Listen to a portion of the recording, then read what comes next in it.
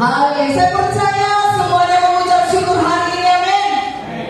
Semuanya bersyukur hari ini sebab kita mengakui Tuhan baik. Haleluya. Puji Tuhan, hari ini keluarga Pak Wijaya yang tidak hadir ya, apa mungkin karena hujan tadi ya. Ya oke, kita doakan supaya semuanya sehat-sehat semuanya. Haleluya. Hari ini saya akan membawakan kebenaran firman Tuhan yang saya berikan judul jangan berkecil hati. Jangan berkecil hati ya. Kita baca firman Tuhan dari Roma 10 ayat 11. Roma 10 ayat 11. Wah, langsung nyampe. Baru saya disebut namanya Pak Wijaya, langsung nyampe. Roma 10 ayat 11. Baik, kita baca bersama-sama 1, 2, 3. Karena kitab suci berkata,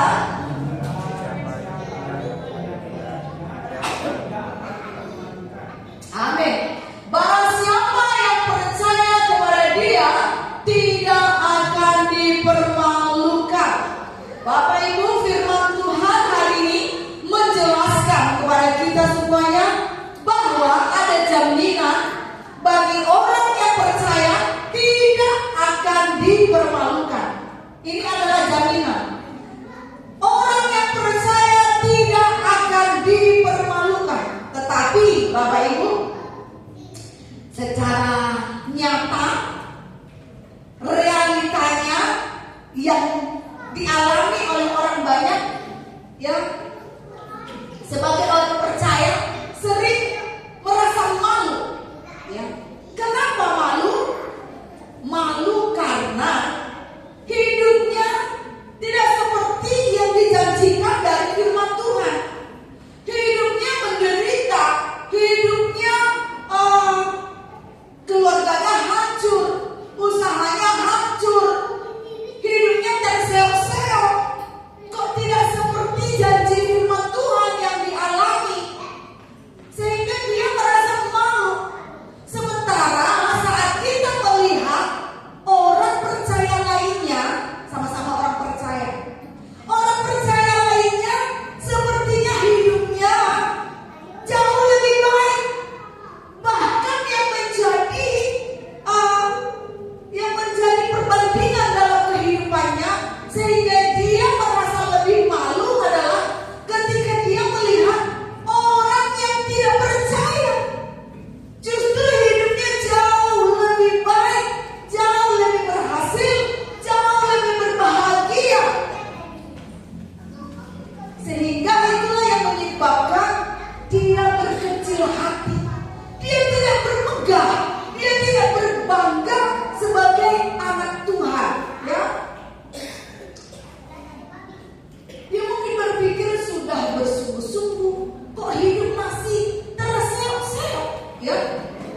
Bahkan rasanya hidup sebagai anak Tuhan yang janji firman Tuhan berkata engkau akan menjadi kepala bukan ekor. Ternyata realitanya justru orang yang tidak percaya posisinya di atas, kita menjadi di bawah ya. Ada yang pernah punya pengalaman seperti ini? Kok rasanya orang yang tidak takut Tuhan itu posisinya lebih di atas daripada orang percaya ya. Mungkin kita juga pernah alami ya, pernah merasakan seperti ini. Dan di dalam firman Tuhan juga ada yang merasakan seperti itu. Kita buka dalam Mazmur 73. Kita akan belajar hari ini, kita akan belajar dari Mazmur 73 ini supaya kita tidak berkecil hati. Seandainya kita punya pengalaman ya, punya pengalaman merasa hidup kok tidak adil, tidak seperti janji Tuhan. Oke, Mazmur 73 di sana jelas dikatakan pergumulan dan pengharapan Ya, jadi ini pengalaman daripada Asaf, ya. Kita perhatikan di dalam ayat 1 dan 2 dulu. Saya akan bacakan untuk kita. Sesungguhnya Allah itu baik bagi mereka yang tulus hatinya, bagi mereka yang bersih hatinya. Tetapi aku sedikit lagi, maka kakiku terpeleset, nyaris aku tergelincir. Di ayat 1 dia berkata, sebenarnya Tuhan itu baik loh bagi orang yang tulus hati, ya, yang bersih hatinya. Tuhan itu baik. Jadi dia tahu firman, orang yang baik, orang yang bersih hatinya akan mengalami kebaikan-kebaikan Tuhan. Dan kemudian ayat 2 dia berkata, tetapi aku sedikit lagi, maka kakiku terpeleset, nyaris aku tergelincir. Artinya kalau terpeleset, tergelincir artinya hampir jatuh, ya. Aku hampir jatuh. Kenapa? Ayat 3, sebab aku cemburu. Nah, ini dia. Sebab dia cemburu. Aku cemburu. Kenapa dia cemburu? Aku cemburu kepada pembual-pembual. Kalau aku melihat kemunculan orang-orang fasik, dia cemburu, ya. Dia cemburu kepada orang-orang fasik, kepada pembual-pembual. Kok hidupnya itu, kenapa dia cemburu? Kalau ayat kita akan lihat di ayat 4, coba Bapak jemaat yang membaca ayat 4 dan ayat 5. 1, 2, 3.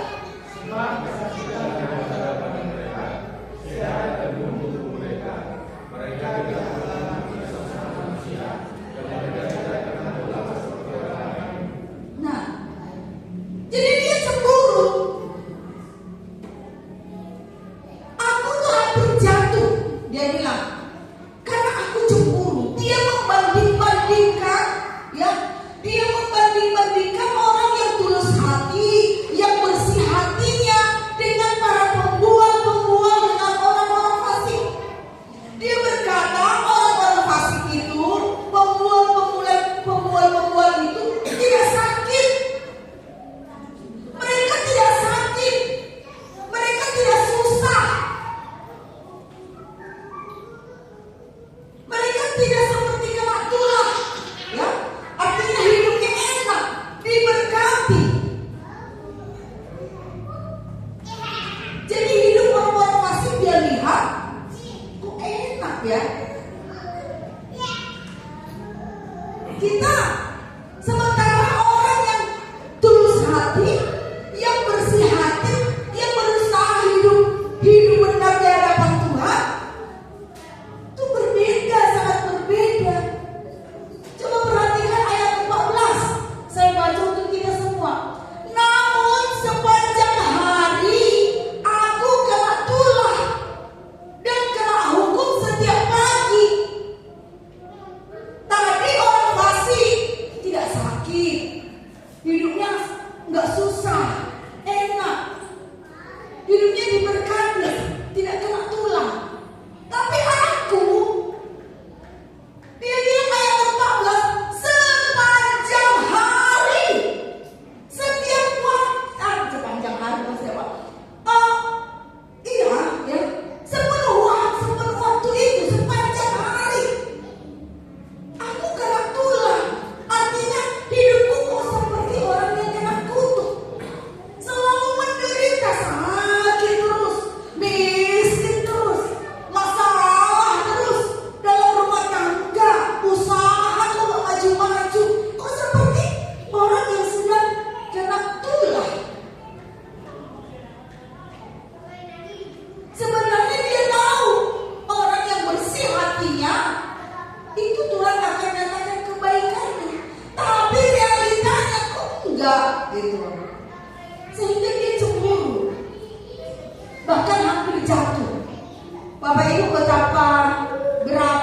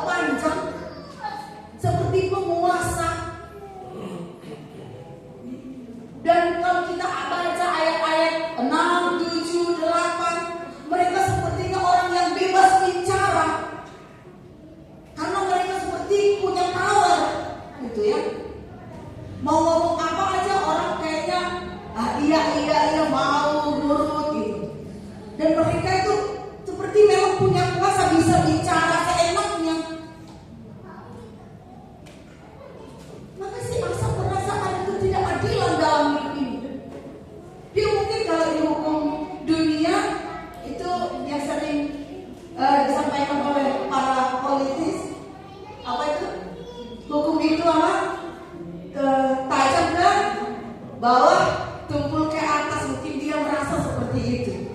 Tidak adil di hidup. Aku yang menjaga tulus hati, bersih hati, sepanjang hari menderita terus. Lalu dia berpendapat. Pendapatnya apa? Perhatikan ayat 13. Sia-sia sama sekali aku mempertahankan hati yang bersih dan membasuh tanganku tanda tak bersalah. Ternyata sia-sia. Nah ini tadi yang saya katakan, akhirnya kita mulai ragu ya dengan iman kita, dengan kepercayaan kita. Sampai kita mungkin ada yang punya pendapat juga ya, seperti Asaf ini. Sia-sia sungguh-sungguh beribadah, sia-sia rajin melayani, sia-sia tekun bersaat teduh, sia-sia ikut-ikut puasa, sia-sia berbuat kebaikan. Karena yang saya alami sepanjang hari ini loh, sepanjang hari ini loh.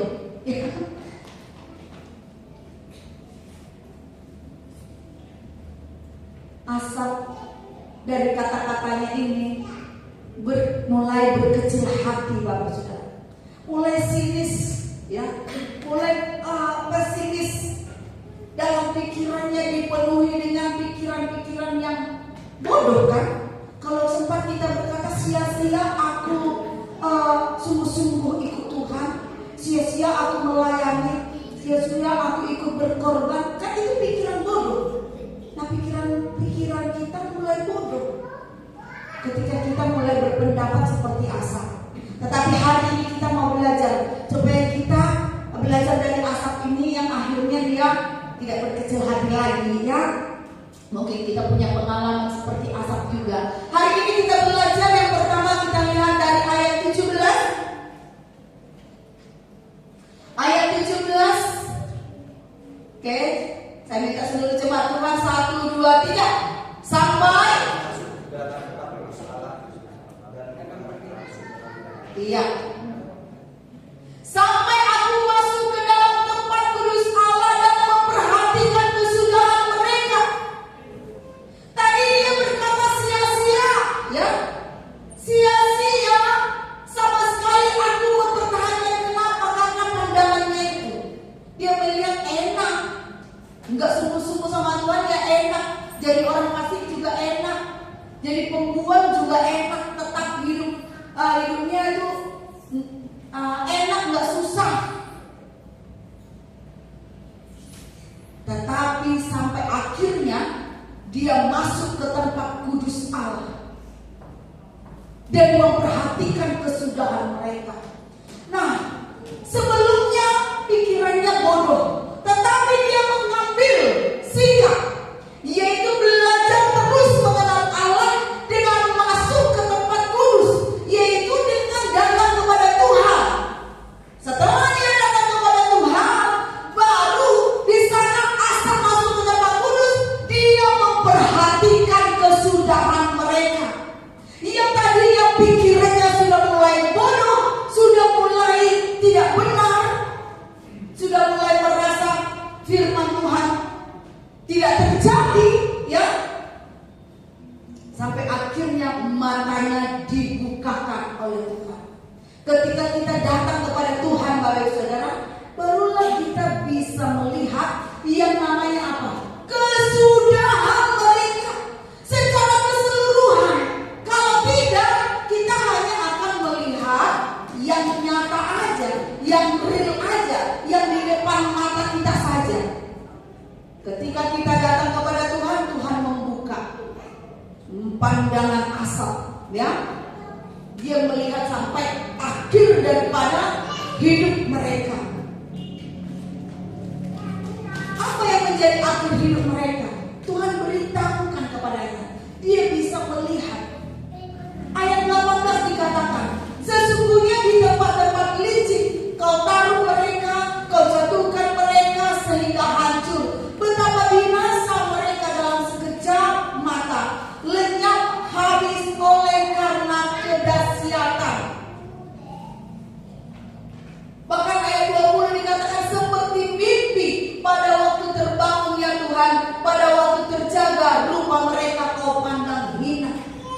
mata kita mereka punya wibawa, punya otoritas, mereka di atas karena hidup mereka jauh lebih diberkati menurut kita.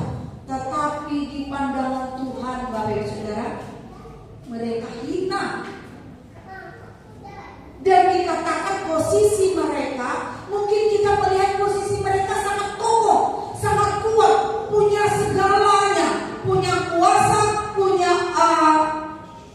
materi, punya jabatan. Ya, mereka lah posisi di atas, posisinya sangat kuat, tidak akan tergoyahkan. Tetapi sesungguhnya mereka sedang berada di posisi di tempat yang licin. Kalau tempat yang licin, dalam sekejap, ayat berapa? 18. Ayat 18 ya? Ayat 19. Dalam sekejap bisa habis, bisa binasa, bisa lenyap. Karena itu jangan berkecil hati. Kapan kita bisa melihat keseluruhan hidup kita, keseluruhan hidup orang lain? Kapan kita melihat? Ketika kita datang kepada Tuhan, Tuhan akan singkatkan penglihatan kita. Nah, kalau kita udah tahu seperti itu, masa masih mau cemburu? Masih mau cemburu nggak? Kan enggak lagi. Karena justru hati kita mulai kasihan. Atau mungkin karena kita datang kepada Tuhan, kita akan mulai mendoakan. Kita tidak akan merasa lagi kita di bawah posisinya.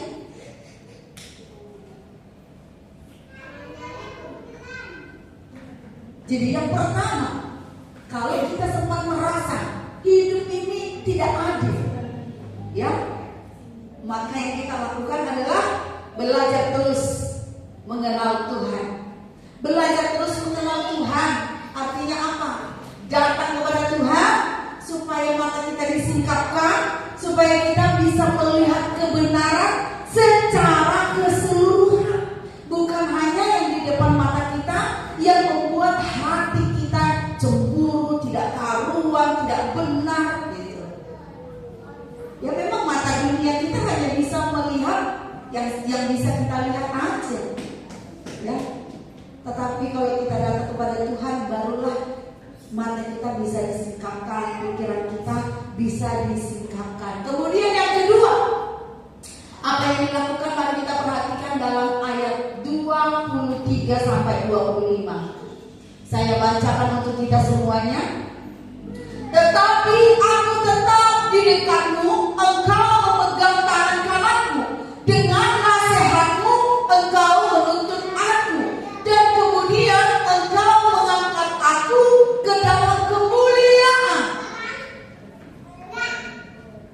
Yang kedua yang harus kita lakukan dari asap ini adalah tetap dekat dengan Tuhan.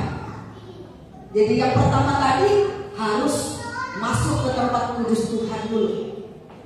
Kan kadang-kadang ketika hati kita mulai ragu akan Tuhan, itu cenderungnya itu mulai agak menjauh dari Tuhan. Karena rasa percayanya udah mulai goyah. Tetapi asap ini mengajarkan kepada kita masuk ke tempat kudus, yang pilih untuk datang kepada Tuhan, supaya kita bisa melihat keseluruhan hidup, sehingga hati kita tidak terganggu dengan keadaan yang ada. Kemudian yang kedua, tetap di posisi dekat dengan Tuhan, ya. Supaya apa? Supaya kita bisa mendengarkan nasihat Tuhan. Kalau kita nggak tetap di posisi Tuhan, Bapak Ibu Saudara, saya juga alami kalau meresponi sesuatu tanpa memikirkan kepada Tuhan, tanpa minta tolong kepada Tuhan, yang ada apa? Respon daging, Bapak Ibu, ya, yang ada di dalam hati dan pikiran, ya. Respon daging kita itu yang cenderung berontak. Harus mendekat kepada Tuhan dulu. Jadi tidak mudah. Coba kalau kita dengan seseorang, tapi kondisi kita sedang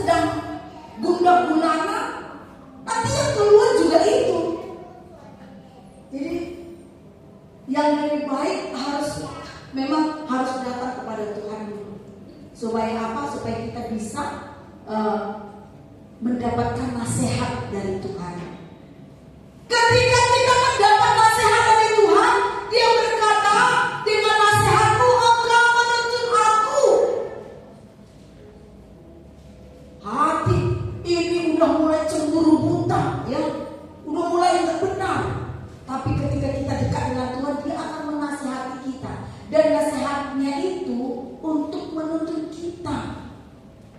Dan ketika kita sudah tahu apa yang harus kita lakukan, nah ini nih luar biasa. Dia katakan apa? Dan kemudian engkau mengangkat aku ke dalam kemuliaan. Kalau orang-orang fasik membual posisinya udah naik di atas, tentu kita terlihat posisinya sangat rendah. Tapi ketika kita sudah semakin dekat dengan Tuhan, ya, nasihatnya akan mengangkat hidup kita. Nasihatnya itu akan mengangkat hidup kita. Kalau minggu lalu saya katakan, jangan sampai seperti itu, ya. Seperti pengalaman Lazarus, sampai mati tidak ditolong. Itu kan ngeri banget, ya. Jadi artinya walaupun kondisi yang agak lama, tetaplah dekat dengan Tuhan. Makanya tetap dengan Tuhan. Kalau cuma dekat kan, kalau cuma singkat waktunya, pergumulan yang dia alami nggak perlu pendidikan, nasihat. Tetap dekat dengan Tuhan, tetap dekat, nggak perlu. Tapi karena mungkin lama pengalaman yang tidak enak yang dihadapi, pergumulan yang dihadapi, maka ini nasihat tetap dekat dengan Tuhan ini harus terus menerus dikumandangkan di telinga kita. Dan ingat Bapak Ibu Saudara, kalau dekat dengan Tuhan tujuannya apa? Saya rasa kalau ketika kita sakit, kita datang kepada Tuhan, tujuannya kita apa? Tuhan, tolong sembuhkan saya. Kalau kita punya masalah keuangan, Tuhan tolong, ya pulihkan keuanganku. Apa lagi? Pokoknya masalah apa?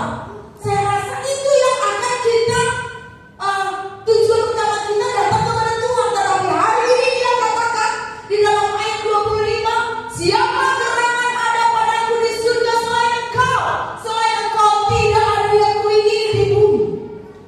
Ternyata Bapak Ibu, walaupun begitu banyak pergumulan kita, tapi kalau kita datang kepada Tuhan harus pastikan dulu tujuanmu apa? Datang kepada Tuhan. Di dalam hati kita memang semuanya butuh berkat, pertolongan, kesehatan, pemulihan. Maunya pas datang kepada Tuhan langsung dapat. Tetapi di sini kita diajarkan, kalau datang kepada Tuhan, miliki hati seperti asap. Siapa gerangan ada padaku selain engkau? Tidak ada yang aku ingini.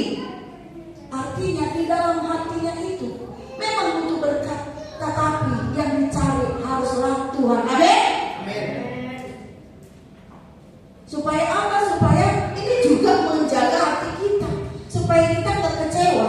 Kalau kita datang kepada Tuhan untuk minta kesehatan, lah nggak dapat akan kecewa. Minta uang nggak dapat akan kecewa. Minta apa aja yang kita mau nggak dapat, nggak kecewa. Padahal rahasianya kalau kita dapat Tuhan, kita dapat segalanya. Amin. Amin. Haleluya. Lalu bagaimana caranya asap supaya tidak berkecil hati? Ayat 28 yang terakhir.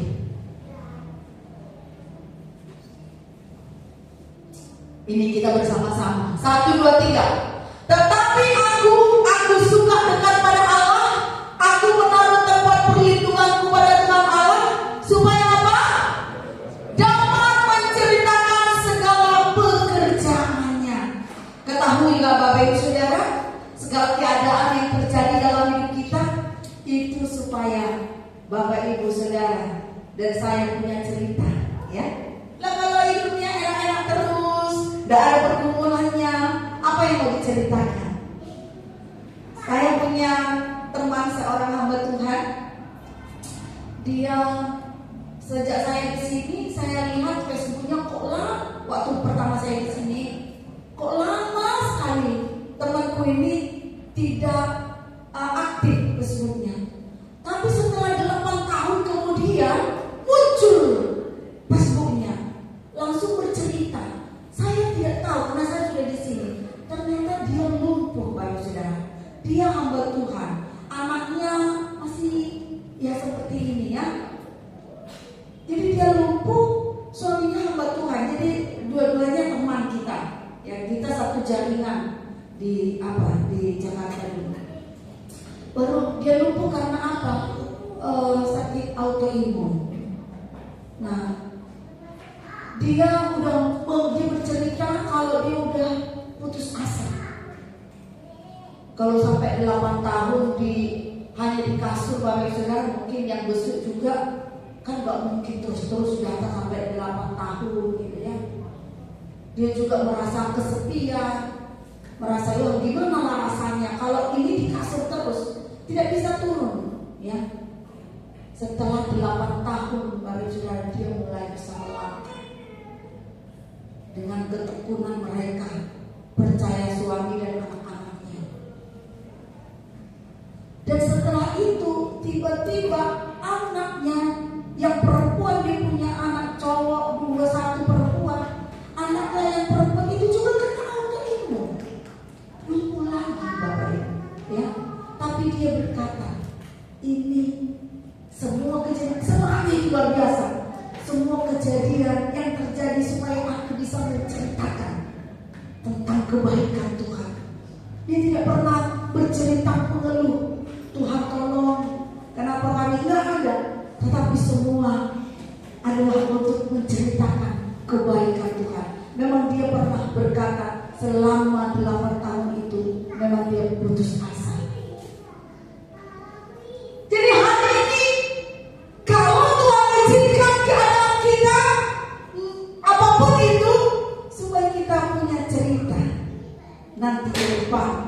Saya begini, Tuhan tolong saya begini ya. Sehingga nama Tuhan dipermuliakan. Yang pasti Bapak Ibu Saudara, hari ini kita sudah belajar bahwa sekalipun Anda melihat orang pasti diberkati, pembuang, pemohon, pezina atau apapun itu yang tidak hidup di dalam takut-takut Tuhan tapi hidupnya enak, jangan iri, jangan banding-bandingkan hidup kita dengan mereka. Mereka sehat, kuat, kita kok kebalikannya gitu ya. Jangan.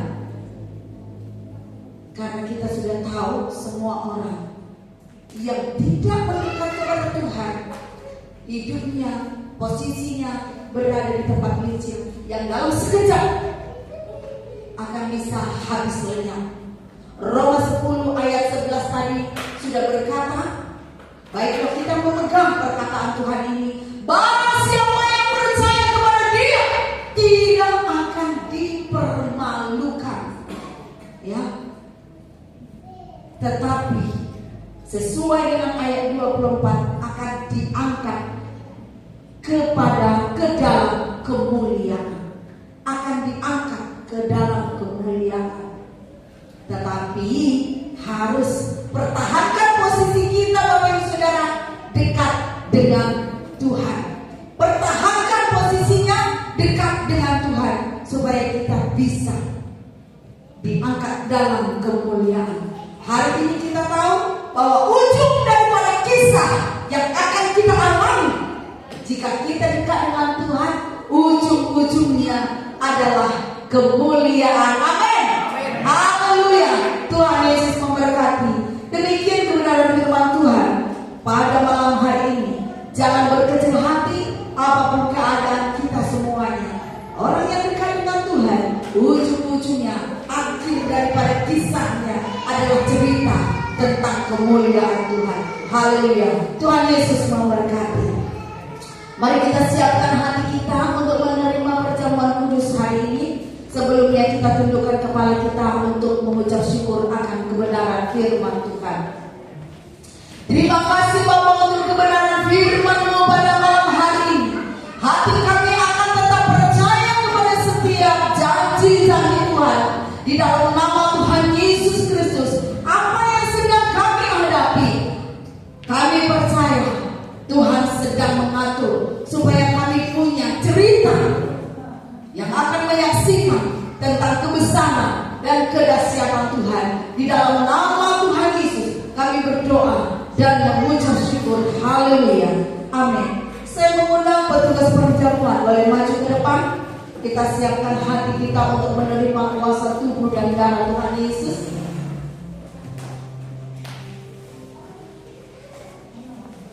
Haleluya. Terima kasih.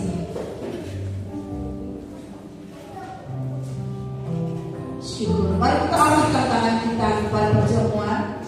Kita arahkan tangan kita. Haleluya. Kita minta berkat kuasa Tuhan.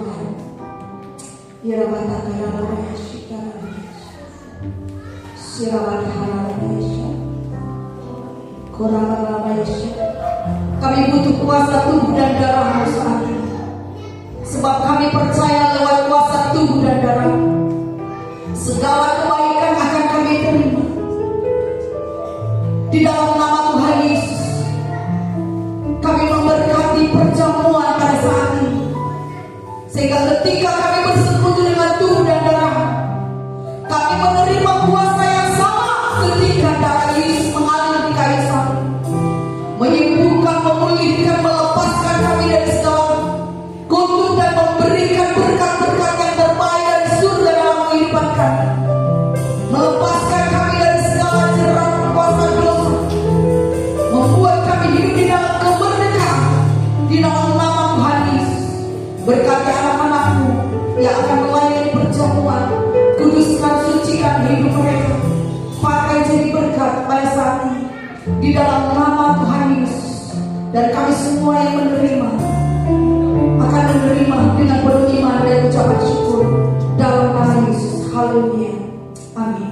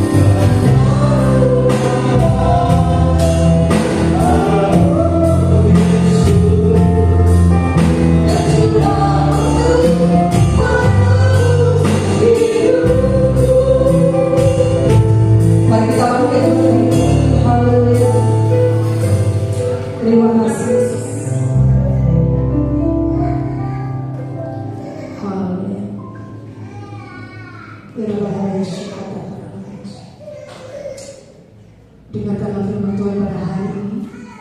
Berbahagialah orang yang takut akan Tuhan, yang sangat suka kepada segala perintahnya. Anak cucunya akan perkasa di bumi, Angkatan orang benar akan diberkati, harta dan kekayaan ada dalam rumahnya, kebajikannya tetap untuk selamanya. Di dalam gelap terbit terang bagi orang benar, pengasih dan penyayang orang yang adil, muncul orang yang menaruh belas kasihan dan yang memberi pinjaman, yang melakukan urusannya dengan sewajarnya, sebab ia takkan goyah untuk selama-lamanya. Haleluya. Mari angkat roti yang ada di tangan kanan kita pada hari ini. Percaya segala berkat yang terbaik turun atas kita lewat perjamuan hari ini. Haleluya. Percayakah Bapak Ibu Saudara bahwa roti yang ada di tangan kanan kita pada saat ini adalah benar-benar persekutuan dengan tubuh Tuhan Yesus Kristus? Amin. Amin, amin. Mari bersekutu dengan tubuhnya di dalam nama Tuhan Yesus. Haleluya. Mari makan di dalam nama Yesus.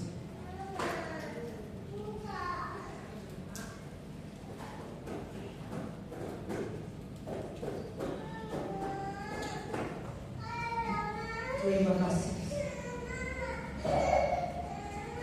Syukur. Ya, syukur. Haleluya. Mari angkat calon melebihi kepala kita. Haleluya. Percayakah Bapak Ibu Saudara bahwa anggur yang ada di dalam cawan ini adalah benar-benar persekutuan dengan darah Tuhan Yesus Kristus? Amin. Mari bersekutu dengan darah di dalam nama Tuhan Yesus. Haleluya.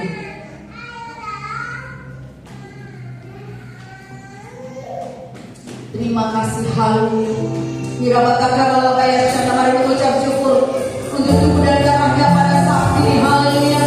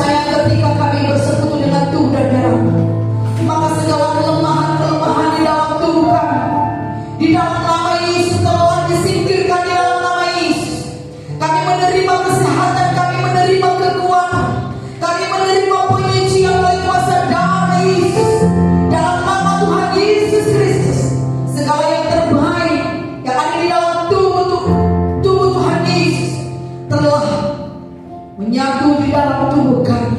Kami memiliki tubuh yang sehat, jiwa yang sehat di dalam nama Yesus.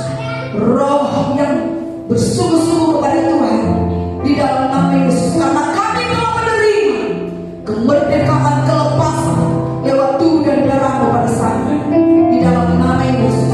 Haleluya, haleluya, haleluya, haleluya, haleluya. Haleluya. Terima kasih, terima kasih, terima kasih. Terima kasih, haleluya. Segala berkat dari surga kami terima, kami terima, kami terima, kami terima lewat tubuh dan darah. Terima kasih, haleluya. Dalam nama Yesus kami berdoa dan mengucap syukur. Sama-sama katakan amin, amin. Tuhan Yesus memberkati. Silahkan duduk kembali.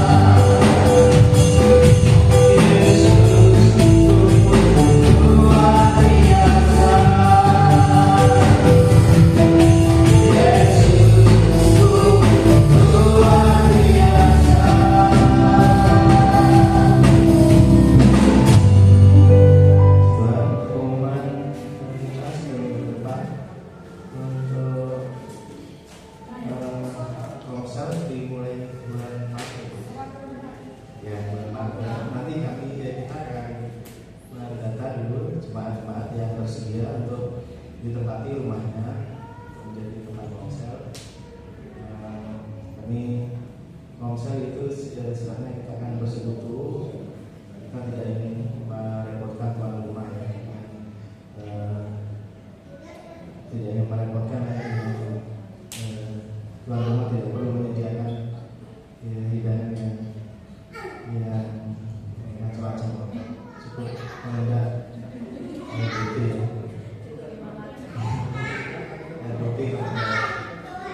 ini kalau ada gorengan apa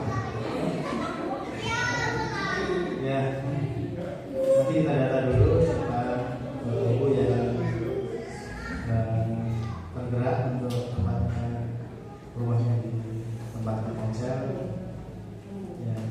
Komsel itu nanti kan pasti didoakan rumahnya ya berkati Tuhan. Terus hari Minggu sekolah Minggu jam 9 kembali kita bertemu dalam ibadah kalian jam 2 sore. Terus jangan lupa Bapak Ibu mulai menabung untuk Natal kita yang rencana kita akan adakan di Jogja. Per orang per kepala 850 menabung mulai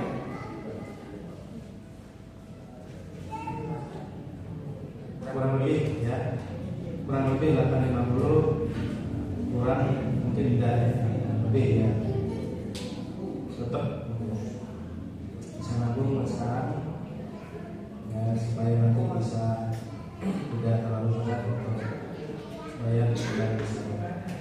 Baik, kita harap semua bisa ikut ya, semua bisa ikut ya, seru kita kami ya.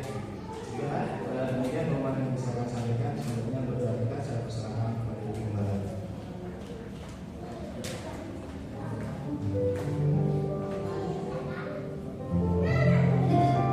Baik, mari kita bangkit berdiri, kita agungkan Tuhan kita. Kita percaya kita telah menerima berkatnya hari ini.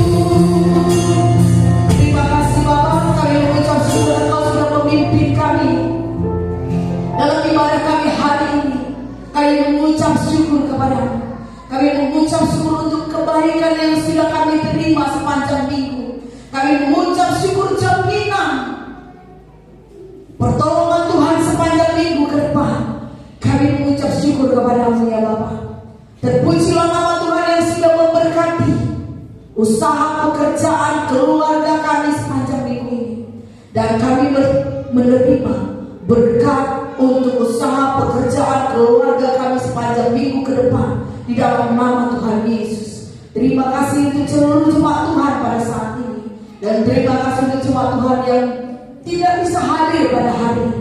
Tuhan memberkati kami, berkati anak-anakmu yang sudah ambil bagian dalam melayani pada hari ini. Tuhan lebih lagi memakai mereka di dalam nama Tuhan Yesus Kristus. Berkati anak-anakmu yang mengalami sakit, Kami percaya ketika kami terima tubuh dan darah-Mu sudah disembuhkan di dalam nama Tuhan Yesus. Mari jemaat Tuhan, arahkan hatimu kepada Bapa kita dan angkatlah tanganmu. Kita akan terima berkat dari Bapa kita, sumber segala berkat. Haleluya. Terima kasih Yesus. Dicelikannya matamu sehingga engkau dapat melihat akhir daripada kisah hidupmu di dalam Tuhan. Diangkatnya hidupmu, dimuliakannya engkau, dijadikannya hidupmu menjadi kesaksian bagi banyak orang, dipulihkannya keadaan, ditolongnya engkau dalam segala keadaan, disembuhkannya segala pergumulan hidupmu di dalam nama Tuhan Yesus Kristus. Dalam nama Yesus dibuatnya kakimu kuat sehingga engkau dapat berdiri di dalam kebenaran. Di dalam nama Tuhan Yesus dibuatnya tanganmu ahli dalam berperang untuk mengalahkan setiap musuh-musuhmu. Di dalam nama Tuhan Yesus, dengan pertolongan Tuhan, dibuatnya engkau membawa kemenangan bagi kemuliaan nama Tuhan. Disertainya kemanapun engkau melangkah, dibuatnya berhasil apa yang engkau kerjakan. Damai daripada Allah Bapa, cinta kasih dari Tuhan Yesus, dan persekutuan dari Roh Kudus menyertai engkau dari sekarang sampai selama-lamanya. Tuhan Yesus memberkati. Bapa kami yang di surga, dikuduskanlah namamu, datanglah kerajaanmu, jadilah kehendak-Mu di bumi seperti di surga. Berikanlah kami pada hari ini makanan kami yang secukupnya, dan ampunilah kami akan kesalahan kami, seperti kami juga mengampuni orang yang bersalah kepada kami. Dan janganlah membawa kami ke dalam pencobaan, tetapi lepaskanlah kami daripada yang jahat, karena Engkaulah yang mempunyai kerajaan dan kuasa dan kemuliaan sampai selama-lamanya. Amin. Tuhan Yesus memberkati. Selamat pulang.